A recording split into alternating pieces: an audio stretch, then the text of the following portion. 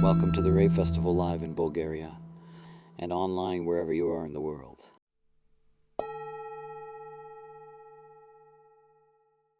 Hello, everyone. Welcome to my presentation, Living Your Design, Navigating Global Change. The focus of today's presentation is going to be recognizing the conditioning of our current era, that is the cross of planning cycle, and preparing for 2027. A little about me, for those who don't know, my name is Ryan Hanna. I was born and raised in Canada, currently living in the United States, but I am from Canada. I've been absorbing human design since late 2015, both through self-study and the formal IHDS educational pathway. So I've had a foundation reading, I've been through the Living Your Design course, all of the foundational training, and I've moved my way through the pathway to eventually become certified as a Living Your Design guide. And I'm currently studying PTL3 analyst training with Levina Archers, which has been phenomenal. My end goal is to be a human design analyst, which I've been working on for years now. It's been a long journey. I'm a 6'2" projector with emotional definition. So the solar plexus is my inner authority. And I'm 32 years old. So as a 6'2", I finally am on the roof. I've survived my first phase of trial and error, made lots of discoveries, of course, lots of bonds made and broken, but that's the natural process for all 6'2s. And I'm happy to say that I'm comfortably in a position now of, being able to reflect on the wisdom that I've gathered through my early years. And yeah, I really enjoy studying human design and talking about human design and sharing some of the insights that I've gathered over the years. I'm fortunate enough that my wife is also very much so into the system and has been a partner and a great supporter for me throughout the years. And, it's been an amazing tool and resource to have in the development and sustainment of our relationship. Being able to connect with family members and friends with this knowledge is a real gift, and it's something that I only intend more people, as the system continues to grow in popularity, will be able to benefit from. So yeah, that's a little bit about me. I guess we can continue now. So like I mentioned, the main focus of this presentation is actually going to be examining some of the primary conditioning themes that have been associated with the cross of planning era. And as we delve into the understanding of the cross of planning era, it's crucial to recognize the profound work that has been taking place since 1615, which again is the current cycle that we're currently within. This era has been characterized by a strong emphasis on tribal and collective themes, fostering the development of intricate global systems of interconnected exchange and dependency. These systems, which we're also used to and in many ways take for granted, are built on the foundation of communal support and a deep commitment to skill sharing and meticulous attention to details, all of which are truly themes of our times. Okay. The essence of this era can be seen in how societies have evolved to rely on supportive networks, where communal welfare and collective decision-making have been paramount. This has led to the creation of various social, economic, and political structures that emphasize group efforts and shared responsibilities. In such an environment and in such a world, which we've all lived within for many, many generations now, individuals have often found their identity and purpose through their roles and contributions to the larger community or communities that they find themselves a part of, whether it be your family unit, your friend network, your school, your workplace, your sports team, okay? These are all in many ways supported by the times that we live within, okay? However, as we approach the significant cycle shift in 2027, We are on the cusp of a dramatic transformation. This shift will mark the transition into an era highlighted by individuality and individual circuit energy, which is very different than the tribal collective energy we have so been used to as being a part of the background frequency of our world. The implications of this change are profound and far-reaching, bound to affect every layer of our society. We can anticipate a move towards greater individual expression, a need for self-reliance, and a redefinition of our connections with others and how our world actually supports itself. In the forthcoming individual-centric era, the focus will likely shift from communal responsibilities to personal discovery, self-fulfillment, and of course, survival.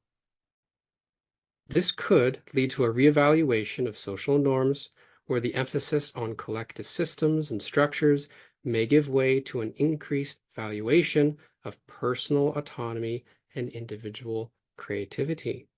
Again, something very different than what we have all been used to living in a world that's been primarily tribal collective, where the emphasis has been on support, sharing, the application of collective logic, the sciences, okay, business structures. It's a time that promises to reshape our community and our understanding of work, relationships, self-identity, steering us towards a future where individual talents and aspirations hold the key to societal evolution and personal contentment. And again, in many ways, enter human design and the power of this knowledge and how it can help us as individuals navigate such a global change and such a global shift. It's important for us to prepare for a coming age where there will be no guarantee that the collective will be able to support us. It will be a time for us to discover and live our unique, authentic individuality and contribute to the world as ourselves, rather than to be reliant on the collective tribal support structures that have been building up to hold together humanity for over 400 years. And again, if you wanted to summarize the themes associated with the cross of planning, which again is a topic called cycles in human design, which represents a background frequency and an energy that has been a part of our world, you can see that the cross of planning is essentially has allowed us to develop complex global communal support structures through the sharing of our skills and adherence to details. Okay, it's everywhere. We really don't know a world different than a world where there's an emphasis on the sharing of skills and an emphasis on being detail-oriented in a way to build up and support our communities, okay? Again, anywhere from businesses to schools, scientific institutions, even organized, again, sports teams or large-scale entertainment complexes. These are all as a result of the time that we live in, or the times that we live in. And again, as we know through human design, there's a major shift coming in 2027. A shift away from the cross of planning and a shift into the global cycle of the cross of the sleeping phoenix, which is primarily individual in its nature. A very different type of energy than the energy we've all been so used to as a background frequency of our times.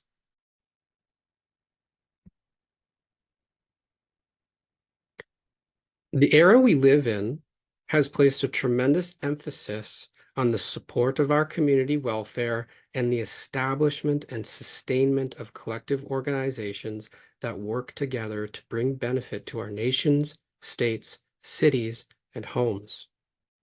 During this time period, we have all been conditioned to develop and trade our skills for reward at some level or another. At times, without true regard for our own unique individual truth and authentic self-expression. It has become normal for us to be identified as being a part of a community which we are dependent upon for our survival, well-being, and sustainment. For example, think of those who identify as, maybe yourself, identify as being an employee of a corporate organization, a student of a university or college, or an athlete on a sports team. In each one of these examples, we share ourselves, find support from others, and work together to achieve common goals as a member within a group. Now, what's truly fascinating to consider is just how much of these dynamic interactions are as a result of the background frequency of our era that has conditioned us to be concerned for and capable of supporting the collective.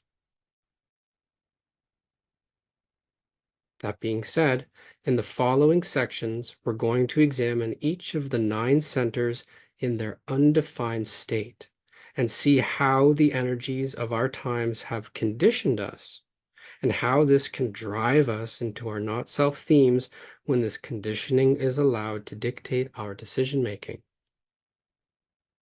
You can think of this as an exploration into the conditioned tendencies of each of the 9 centers relative to the times we are living in, okay? Times which are about to change in 2027.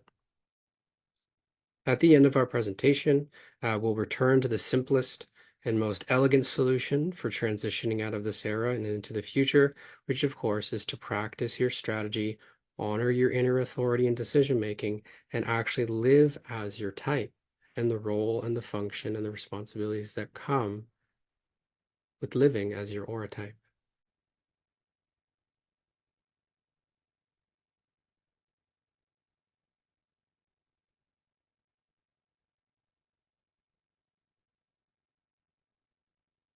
The 9 centers in the Human Design Body Graph offer us a profound lens through which to view the conditioning of our times, particularly under the influence of the cross of planning frequency.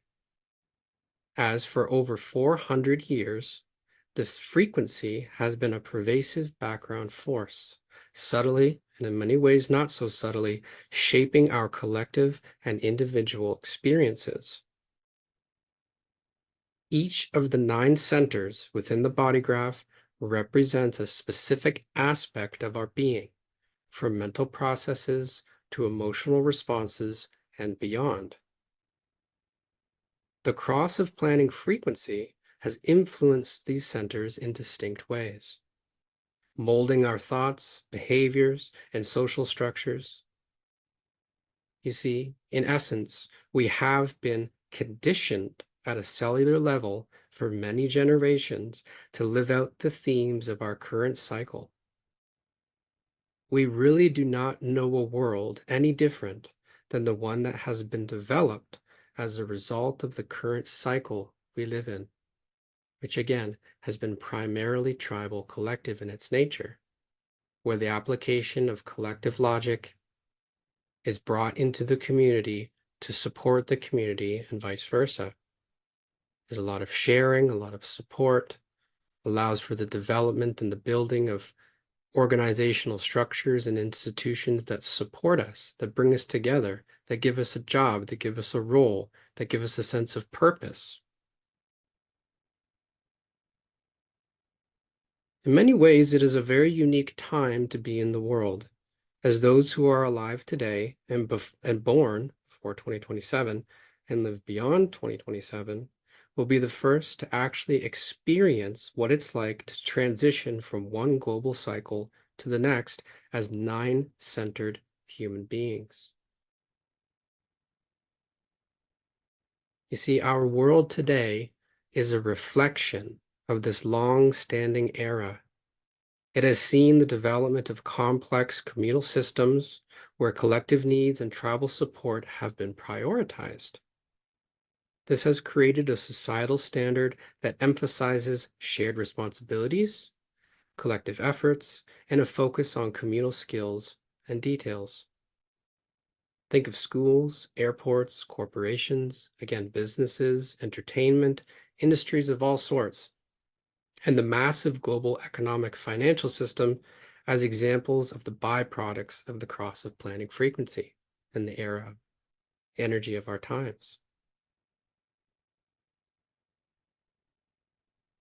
As we explore each of the 9 centers, okay, we'll uncover how they've been uniquely conditioned by the cross of planning era. This exploration will not only provide insights into our collective past and present, but also prepare us for the upcoming shift towards a more individual-centric time period. This shift will bring significant changes in how we perceive ourselves, our roles in society, and our interactions with the world around us. Understanding the conditioning of our times in many ways is the first step in navigating these changes with awareness and adaptability.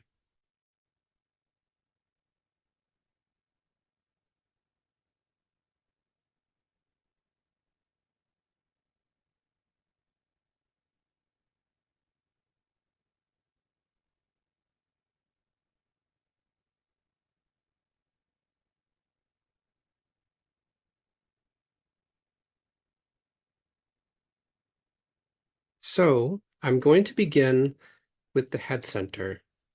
Of course, the head center is located at the very top of the chart. And this would be a good time to mention that if you know your design or you have your chart with you, look to see whether or not the 9 centers that I'm going to cover are either colored in or white in your design, okay? If they're white, everything that I say really does have relevancy to you personally, okay?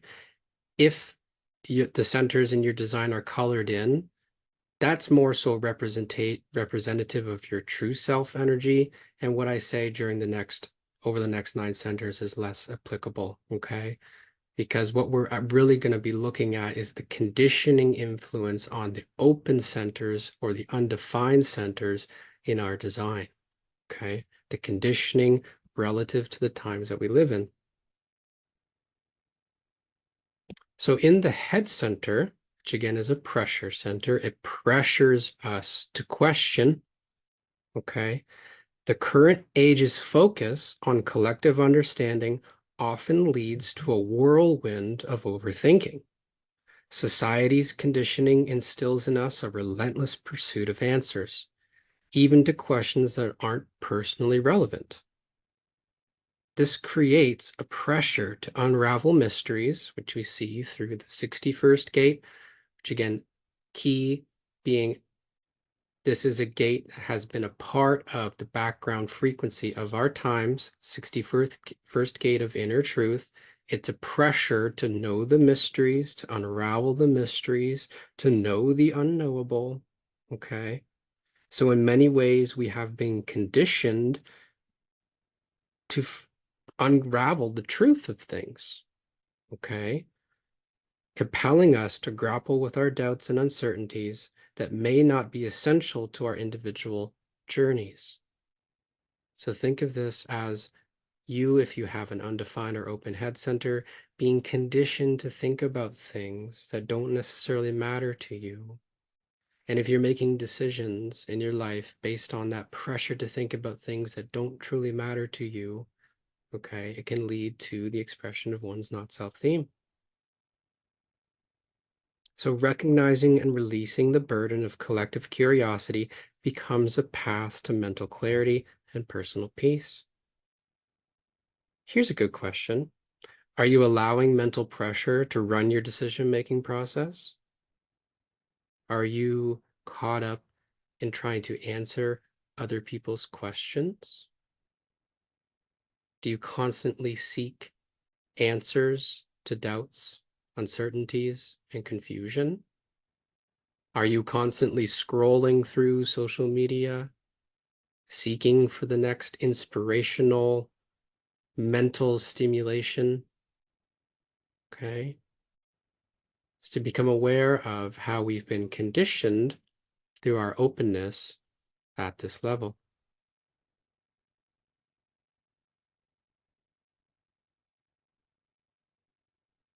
The Ajna center, which is just below the head center, okay, is a center of conceptualization and mental awareness.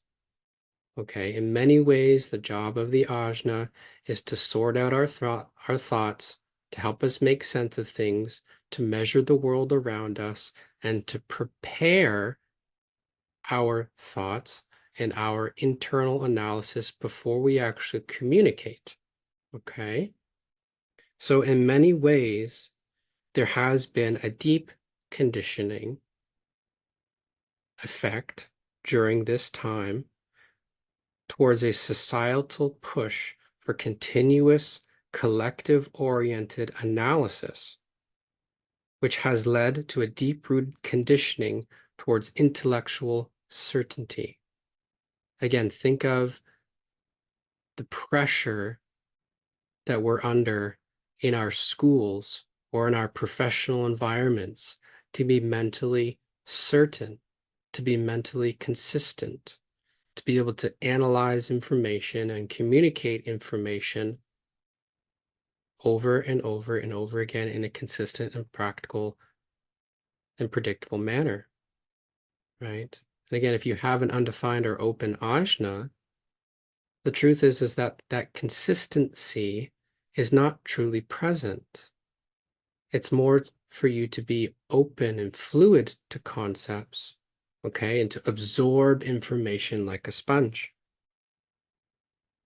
But again, think of the pressure to be intellectually certain, especially evident in educational and professional environments, where there's a strong emphasis on being unwaveringly sure and analytical in our thoughts.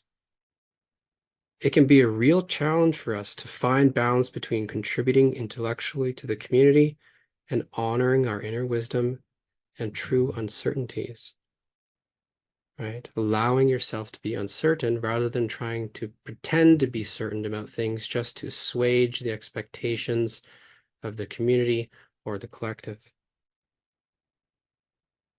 So the question here is, are you still pretending to be certain to impress the tribal collective norms? Okay.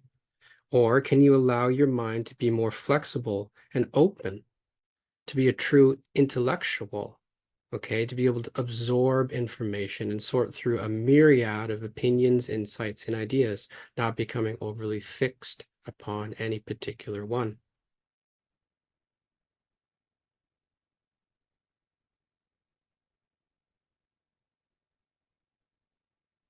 Moving to the throat center, you'll see that, again, we have two keys. So these are gates that, again, have been a part of the background frequency of the cross of planning. So they are especially relevant to our times. And there's two of them. It's the gate of skills and the gate of detail expression, the preponderance of the small, and the gate of enthusiasm. Okay. So the throat center in this era, in many ways, is deeply influenced by the 16th gate of skills, which again is synonymous with identification, practice, talent, okay? And the 62nd gate of detail expression, such as facts, science, mathematics, the expression of scientific names and naming things and using logic to solve puzzles, okay?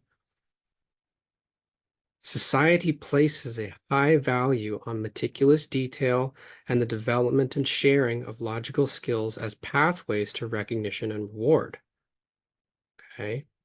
This has led in many ways to a conditioning where attracting attention to our talents and being the star of the show can become an obsession for those with an undefined or open throat center. Okay. Think about the pressure to become an influencer, to attract attention to oneself through means such as social media, advertising, or public debate. Okay. If your throat center is white in your design, are you still trying to attract attention to yourself for recognition, for reward, because it's the normal thing to do? A normal that has been established primarily by the frequency of our times that says it's okay for us to enthusiastically share the facts and details of our lives with the world at large, okay, even when it may not be truly healthy for you, right? Because again, remember, any of the centers that are open or undefined in our design represent aspects of us that are not consistent, okay? They do not actually represent our true selves. And in many ways, we develop what are called not self strategies, essentially as coping mechanisms to deal with our openness. And yet, what human design offers, especially through a program like the Living Your Design course, is how to transform our openness and how to transform our centers that are undefined into hubs and windows to wisdom. Okay. So rather than constantly pushing, say you're a projector and you have an undefined throat center, instead of not waiting for invitations to speak and to share your wisdom, you're constantly pushing your voice out into the collective. Okay, and it's giving you a sore throat. You're ending up bitter because no one is actually listening to what you have to say. Okay, the trick is to wait for invitations to speak, to share your knowledge, to share your insights, to become wise about who speaks the truth, and to be able to compliment those who do or call out those who don't. Okay, because you can develop a wisdom in that area. And again, just before we move on, think of the pressure and the emphasis of our times to be skilled, to be logical, and to be detail oriented. Okay, and how important that has been to our world and the way in which our world communicates and manifests its ideas, its opinions, and in many ways, the way in which we organize ourselves around collective logical strategies. Remembering a lot of this energy is fading. Okay, it's no longer going to be a permanent theme in the background of our world. It's more so going to become dependent upon those who actually have these kind of energies in their design to express them authentically for that energy to really truly be around. Okay, it's not just going to be there by default.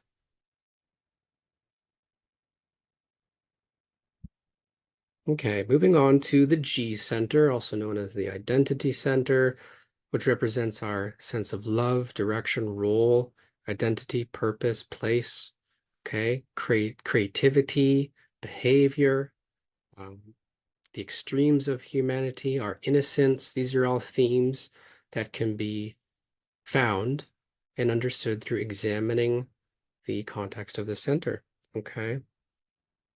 So the G Center in the current age has fostered a societal emphasis, and this is again applying to the undefined or open G Center, a societal emphasis on defining ourselves through collective leadership roles and titles, like being a doctor or a teacher, right? So like an obsession with having a title, an obsession with having a role within the collective, okay?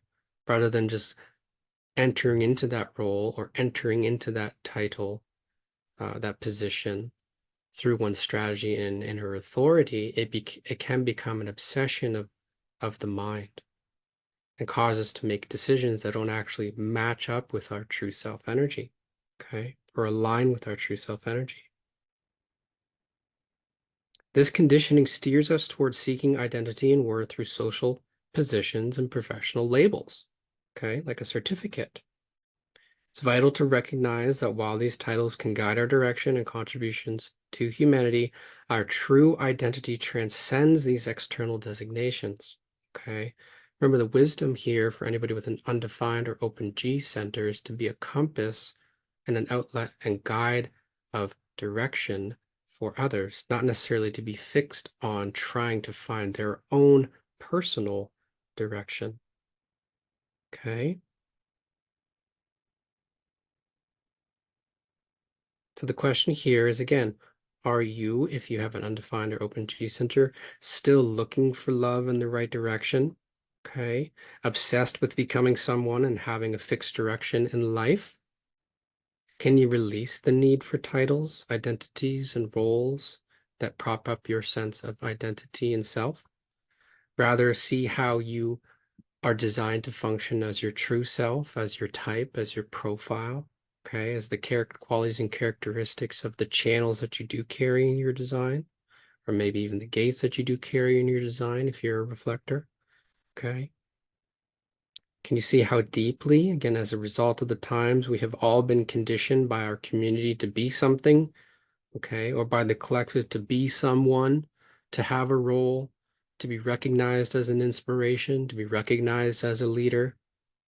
Okay, these are all in many ways, especially for those who have an undefined G center, themes of deep conditioning. And the question here is, again, moving away from a tribal collective world that's full of outer authorities ready to give you a role, what are we going to do for all those who have open or undefined G centers in the future where there are no collective authorities ready and willing to offer them a role? Because again, it's no longer the theme of the times. Theme of the times in the future, remember, is about individuality and individuals being busy in the now, doing what lights them up, okay, and finding their own unique place within the totality of the whole, and not just entirely dependent upon the tribal collective structures that have given us a sense of identity and given us a sense of role and purpose.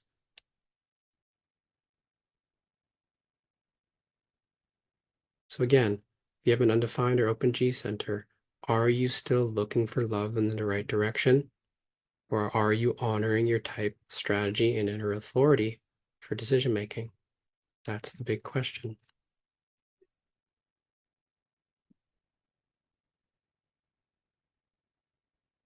Moving onward through to the heart center, okay, which again, it's important to note that the channel of community, channel 4037 between the heart center and the solar plexus, has been a part of the cross of planning frequency of our times. So again, there is a major emphasis when looking at the heart center conditioning that we be a part of a community, that we deliver and be willful in support of our community, that we sacrifice our own well-being for the support of other people, doing favors, making bargains, signing contracts, okay, keeping contracts, making promises, keeping promises. These are the kind of stressors and conditioning forces that can be associated and tied back to the heart center. And again, especially given the fact that the channel of community, which has a connection between the heart and the solar plexus, is a part of the center and a part of the times that we're living in currently. So the heart center, our current era's focus on material success and security through bargains, significantly influences our conditioning, okay?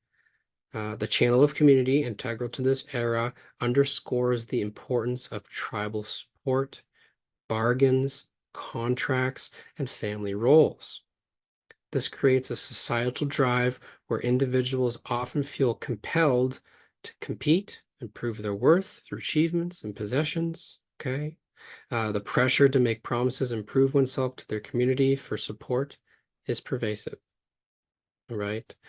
Recognizing this conditioning is crucial as it invites us to redefine worth and success beyond material gains and societal validation in all aspects that are everywhere in our world. Okay, you cannot escape it. Everywhere you look, there's an opportunity to try and prove yourself, okay, or try to outdo the competition, or be better, or be something more, or try to prove your worth to a community so that you may receive support in return. Okay, it's everywhere. And again, if you have an undefined or open heart center, it's to become aware of how you have been conditioned to make promises, to try and prove your worth to a community, okay, to try and be competitive. It's all deeply rooted conditioning and not necessarily something that's healthy for you as an individual, okay? So I ask you, if your heart center is open or undefined, are you still trying to prove yourself to your community for acceptance and the chance of support and reward? Okay. Are you making promises you know you can't keep simply because you have been conditioned to act that way, because our times prioritize community support and success in many ways over individual well-being?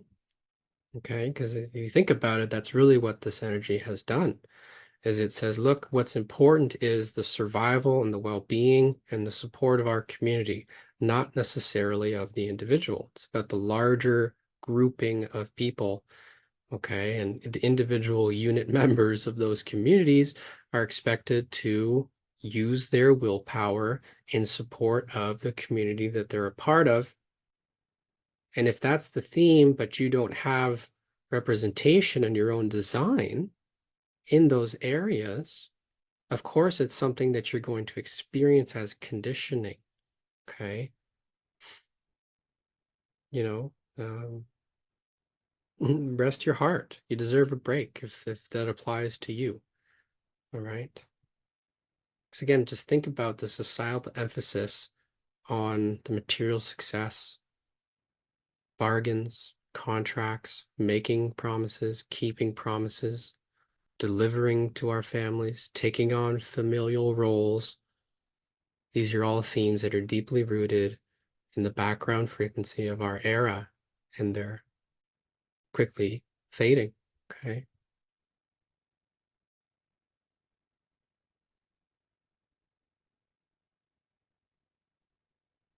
Moving on to the sacral center, and again, looking at the sacral center in the context of it being undefined or open, who I'm really speaking to now are projectors, manifestors, and reflectors, okay? Because that is the one main commonality between those three types, projectors, manifestors, and reflectors, is that we all have an undefined or open sacral center, okay? And in many ways, the sacral center in its undefined or open state represents a fundamental conditioning challenge. Okay, it's a challenge with energy management. All right. See, note again, we have gates that are a part of the time that we're living in, gate 9 and gate 42. The ninth gate is the energy to focus on detail work. Okay, it's located in the sacral. It's a logical energy. It's part of the format energy of focus and concentration. All right, so it gives us this deep availability to focus on and work with details. And gate 42, which is gate of growth and completion, again, also part of a format channel and energy running between the root and the sacral center. So this is energy of growth and bringing things to maturation. So you can think of the societal impact in terms of conditioning that's been primary in our times is to focus on detail work and bring things to full growth and full maturation and full completion. You know, think of our cities, think of the buildings, think of our families, think about graduating through educational programs, okay, and all the detail work that goes into that. Think about factories, all right? Factories hard at work producing things over and over again through cycles of growth, focusing on the details. Because of course the sacral center is a primary life force energy. We know that if it's defined in someone's chart, it defines them as a generator. So there's a theme of availability and work to be done, okay, through the context of that center. But again, think about the societal focus on detailed productivity and shared growth, which can lead individuals, especially non-sacral types, such as projectors, manifestors, and reflectors, to misalign with their natural energy rhythms. Okay? Because remember, if you have an undefined sacral, you're not really here to work hard. You're not here to labor. You're here to guide. You're here to initiate, to be objective, okay? To learn how to manage the energy resources of others, not to be necessarily relied upon as a dependent energy generator yourself, okay? But again, the theme of our times being so productivity oriented, this is an area where we can become deeply conditioned as non-sacral beings, okay? And of course, this conditioning shows up as not knowing when enough is enough, okay? Being pushed into exhaustion, all right? So think about it if you're a projector or manifester or reflector. Ask yourself, do you become easily exhausted by focus and detail work, okay? Or bringing things to completion, right? Um, and the true challenge here, remember, especially if we look at projectors, you know, projectors are designed to be invited into a dance with an energy type, Okay, so if you're a projector and you're invited into a dance with an energy type or into a project where your focused energy and your capacity to work on and guide the energetic capacities of others to work on details is respected, hey, that's your in for success, okay? But it's not for you to be laboring, okay, or to be working to a point of exhaustion every day. It's just really not good for us to be doing that. Us as in non-sacrals, because of course I'm a projector myself. I know this conditioning. It's deep, it's pervasive, it's everywhere. Okay, it's hard to escape. And even for generators too, given the fact that so much of this energy of our times has been a generative emphasis on productivity and producing things and um, bringing things to maturation, bringing our offspring, our children, our families to maturation.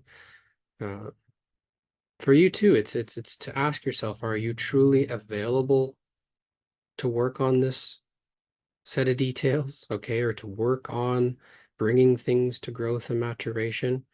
Or is it something you're really not actually available for, but you've been conditioned by the times and by our environment and other people in your life, okay, to be productive in that particular way?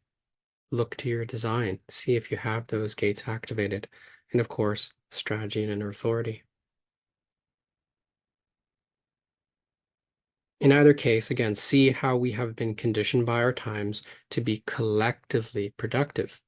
Because like I mentioned, the 42 and the 9 being part of format energies, they're also part of collective circuitry in the body graph. So it's all about sharing, focus and detail, and sharing in a process of growth and maturation with the collective. Okay, it's not something that's just held within by one single individual.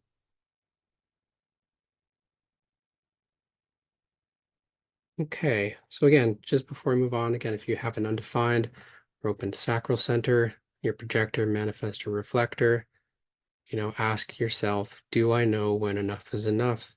Can you respect your natural energy rhythms and true sense of availability, which in many ways is not designed to be as consistently available as that of the generator type, okay? Here to guide, here to manage, here to recognize the energetic capacities of for others, okay? In many ways, lead, be objective about it, provide good advice, and rest well and remember to sleep in your own aura, okay? All right, so moving on to the spleen center, we're looking at a survival awareness. Again, the spleen center is down here on the left side, right side, right, and anatomical right, left side of the body graph. The spleen center has a deep societal emphasis during our times on maintaining continuity. 30-second gate, again, is another key part of the cross of the cycle that we're part of. Okay, the 30-second gate here in the spleen, gate of continuity and change. There's a deep emphasis on keeping things going, okay, driven by a fear of failure, okay, that we need to keep going. We need to keep going. The business needs to survive. The family needs to survive. Everything I do needs to be done into continuity, into perpetuity, okay, to ensure security and safety, okay, to ensure survival of my own tribe and of the business structure that I might be a part of. Okay, these are all the different types of conditioning thoughts that can run through us at an instinctive level. Okay. And in many ways, the conditioning here for those with an undefined or open spleen center would be to cling to jobs, relationships, or beliefs out of fear. Okay. This fear-driven approach can overshadow our deeper intuitive or instinctive signals, well, of course, especially with respect to our inner authority process, whatever that may be unique to our design, okay, that may actually suggest a need for change or release. Okay, so again, remember the coping mechanism here, the conditioning here for the spleen center when it's undefined or open is to hold on to jobs, relationships, people, places, things that aren't actually good for us, but we hold on to them out of fear. So again, the question is, can you release and let go of what's not good for you, okay? And be able to process and let go of the fear of failure. That something bad is going to happen if you let go of this thing that you've been holding on to, even when it's very evident that for you it's personally not healthy to be holding on to that thing, okay? And again, remember, it's very easy to figure out if you're frustrated, if you're bitter, if you're angry, if you're disappointed on a consistent basis, okay? Look at the job that you might be holding on to out of fear. Look at the relationships that you might be holding on to out of fear, okay? These are all areas in our design that can impact us in such a way where our not self themes become present and can overtake our sense of wholeness and our sense of equilibrium, okay?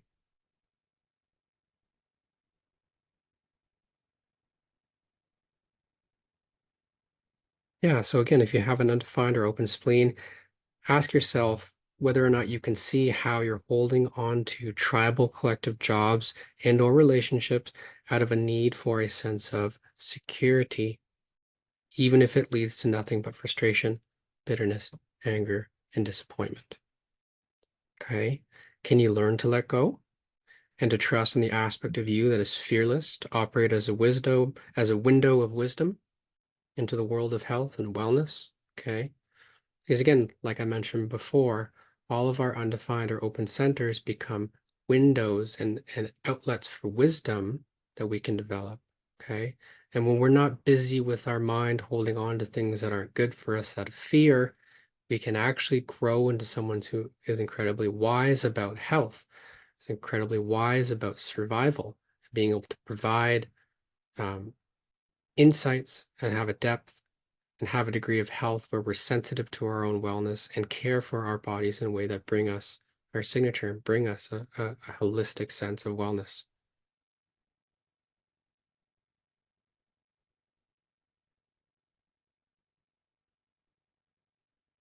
So the solar plexus, this is the penultimate center. We have the solar plexus and then the root. Again, is recognized as an emotional wave awareness center. Okay, it's over here. Body graph, so the right side, left side, anatomical. Represents the emotional wave patterns present within humanity. And in many ways, the solar plexus center has been conditioned heavily during our current era by the channel of community. Again, just like the heart center, okay, because it's a channel, the heart center has the 40th gate and the solar plexus has the 37th gate. Together they form a channel, which has been active in the background of our current era. Okay. It reflects a deep pressure uh, for our tribal collective oriented age to maintain fairness, contract, or emotional stability for communal well-being and success. Okay. However, again, thinking about this center in the context of being undefined or open in your design, what happens here is that this can result in suppressed emotions or avoiding necessary conflicts to bringing up the truth. Okay, that's the conditioning theme, is that you don't bring up a truth with your family member or you don't bring up a truth with your colleague. Okay, and to see how we've been all conditioned in many ways to just sort of go along with the community norms and to not rock the boat, even if there's a truth that needs to be addressed that will actually in many ways benefit the community as a whole. Okay. So again, if you have an undefined or open solar plexus, see how in many ways this conditioning has affected you, okay? You know, because the conditioning theme here is to sidestep confrontation and truth, driven by nervousness and fear of backlash, right? And in many ways is further compounded by the expectation to adhere to traditional family roles and communal responsibilities. Acknowledging this conditioning is key to finding a balance between contributing to group harmony and authentically empathizing with others' emotions. Because again, remember, that's a big insight, is if you have an undefined or open solar plexus, is to recognize that you're taking in the emotional energy of the group, of other people, of those you're close to, and you're amplifying it. And in many ways, your role is to be empathetic with the emotions of others, but not to be identified as actually being emotional, okay? Because the emotions are being amplified by the people that you're around, okay? By other people's deep emotional waves. For example, if you're a mother and you have an undefined solar plexus and your child has a defined solar plexus, that child, when they're in a mood, is going to put out this emotional energy. You're going to take in that energy. You're going to amplify that energy, recognize that that energy is coming from the child. It's not coming from within you. Okay. Just as one example. And I use that example again because the energy of our times has been deeply associated with community, with family, with the nurturing and deliverance and support of those in our closely knit tribal circles. Okay.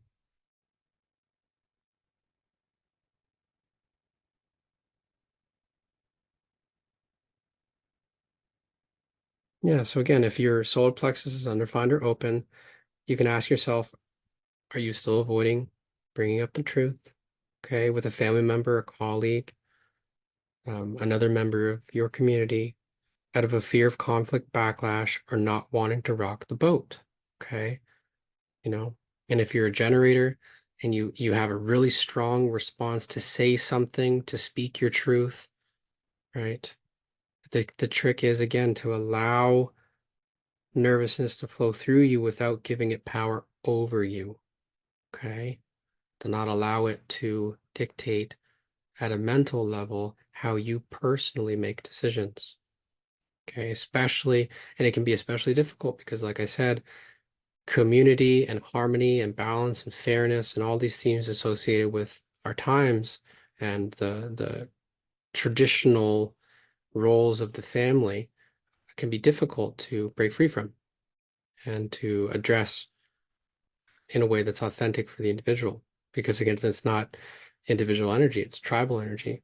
So it can make it so difficult. And yet, for the well-being of the individual, follow your strategy and inner authority. And last but not least, the root center, okay, represents a pressure, a drive, an inherent stress within the body located at the base of the spine, okay, associated with the adrenal glands, okay. In many ways, the society emphasis on tribal collective achievement has created a relentless push to meet certain things such as external deadlines and standards, okay. You can think of the enormous pressure that we have been under during the cross of planning era to rise up and to achieve and to be a contributing member of our community and a part of our collective. Okay. It can really have an effect, especially if you have an undefined or open root center. It can really affect performance. It can really affect how we manage our internal energy resources, okay? And really look to see whether or not you're rushing around to try and accomplish tasks simply to appeal to the community that you're a part of, or rushing around trying to accomplish tasks simply to appeal to the collective organization that you're a member of, okay? And whether or not that's actually truly healthy for you, you know? Because with the conditioning here is that individuals often overlook their own pace and natural timing. They rush, they hurry, they're constantly moving at light speed to get things done as quick as possible to be free from the pressure. And yet, of course, the classic example is the faster you get something done, the faster a new task is piled on top of your shoulders, right? So it's to recognize if you have an undefined or open root center that feeling pressured to constantly hurry or do more is simply conditioning. Okay. And of course, it's not easy to slow down. all right? Especially if you're coming to this knowledge later in life, but maybe later in life you're already burnt out at the adrenal level anyway, so it's more natural for you to go at a slower rhythm. But if you're relatively new to this and you're still rushing around trying to get things done in a real hurry to try and, like I said, get tasks done for the community, you know, is that really bringing your signature? Is it really bringing you satisfaction, success, peace, prize? Or are you simply being conditioned to rush, to hurry, to go faster than you actually need to? Okay. Yeah, it's about finding a balance between, rushing around to try and achieve tribal aspirations and collective aspirations or goals and ambitions, and really honing into what's correct for you in terms of how you pace yourself and how you use the power of your own adrenaline to move and navigate life's challenges and life's decisions. Because again, remember, looking at the context of the body graph, the root provides fuel to either the sacral, the spleen, or the solar plexus. So in many ways, it's pressurizing us to survive, it's pressurizing us to be productive, and it's pressurizing us to be emotional slash social. Okay. So if you're rushing around trying to be productive in order to survive and be some sort of social communal butterfly, but you're burnt out, you're exhausted, you know, um, again, the advice, the trick, the key is to slow down, honor your strategy and inner authority for how you time and pace your own personal energy. Okay.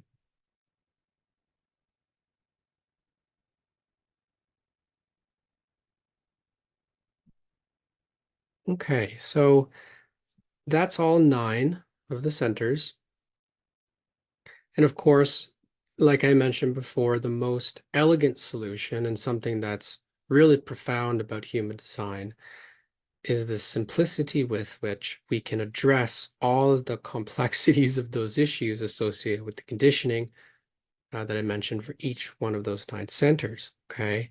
And the solution really is that when you're faced with a decision for how you use your energy, who you're going to relate with, the kind of work you're going to engage with, sort of things you're going to study, who you're going to be around a long time, maybe where you're going to live, where you're going to move to, where you're going to travel to, all of these decisions that we're faced with as people, as humans, as individuals. Okay. Honor is to honor your type strategy and inner authority. Okay. And in the face of the conditioning themes prevalent in our era, a simple solution for each one of us is to faithfully adhere to these practices. For generators who often feel the societal push towards continuous action and productivity, it's essential to listen to your sacral response and engage in work that truly brings you a sense of satisfaction. Work, relationships, okay? Your gut feeling guides you to tasks and relationships that are genuinely fulfilling rather than those imposed by external authorities from your environment or collective community. Okay. Projectors, in a world where your insights can be overshadowed by collective noise, okay, you can benefit immensely from waiting for invitations to contribute, as this ensures that your wisdom is recognized and valued, allowing you to guide others effectively and receive the reciprocity, recognition, and success that you so deserve as a guide, and a systems master and an expert, an advisor for others. Okay. Manifestors, although you may feel conditioned to work your life away like a generator because you do have energy to take action and uh, to do things, to be active, okay, to be energetic. You are an energy type. And yet, this conditioning to work your life away like a generator, try to focus on informing others of your plans and practice the art of initiation, and initiation being the art of informing, okay? In many ways, this creates a smoother path for your visions to become manifest, where you can gauge resistance, you can better understand impact, okay, and who is actually going to be affected by your decisions, okay? And then, yeah, like I said, in many ways, respects your impact on other people, aligning with your natural ability to lead and forge ahead which is critical in maintaining peace, especially going into the future. Okay. And of course, reflectors are lunar type, the mirrors of our society. It's important to experiment with your unique decision-making process that requires a full lunar cycle of reflection and sampling of the transiting field. Okay, that is unique to your particular lunar definition cycle. And if you're a reflector and you haven't received or had processed for you or created for you your lunar definition chart, maybe that's something you could look into by asking another professional analyst who could create that for you, so that you could begin to witness and map out, like I said, the consistent definition pattern created by the moon that is so inherent to your unique inner authority process. Okay. Yeah, because in a fast-paced world, reflectors, this patience is a valuable asset, allowing you to provide a truly reflective and comprehensive perspectives for others, allowing you to experience the wonder of life and its myriad of surprises. Okay. And all that to say, regardless of the times that we've been through, are currently transiting within, or living within, and transitioning into in the future into the cross of the sleeping phoenix, through the cross of planning. Okay, by embracing our strategy and inner authority, we not only navigate personal challenges and conditioning more effectively, but we also contribute to a more authentic and balanced collective dynamic that is rapidly changing. Okay. Human design holds a remarkable opportunity for each and every single one of us at an individual level to align with our unique purpose through a simple strategy. Okay. Not that it's easy, but it's simple to understand and it's relatively simple to put into practice and apply today and tomorrow and the next day and for the years to come. Okay. And this personal alignment, remember, helps us to move through the cross of planning's tribal collective pressures, allowing us to transition to a coming future where individual uniqueness and finding purpose through our self-empowered nature is what will bring us our satisfaction, success, peace, and surprise. Okay.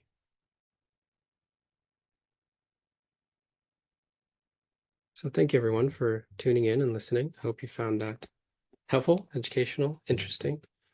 Remember, the main emphasis here was to understand how the energies of our time have conditioned us in many ways away from our unique, authentic nature.